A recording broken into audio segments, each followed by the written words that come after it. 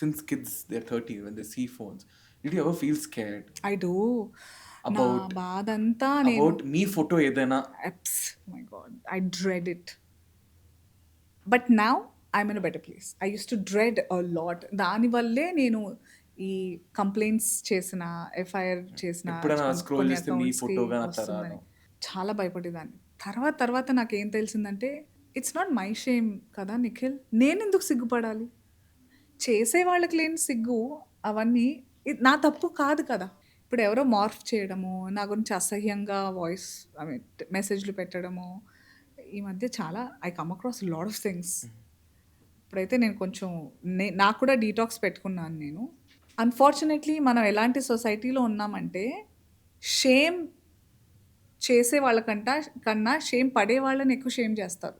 ఇప్పుడు అనసూయనే, నేను వేరే వాళ్ళ గురించి ఎందుకు చెప్పాలి? అనసూయ ఇద్దరు పిల్లల తల్లి ఎలాంటి బట్టలు వేసుకుంది అని ఎవరో అన్నారు.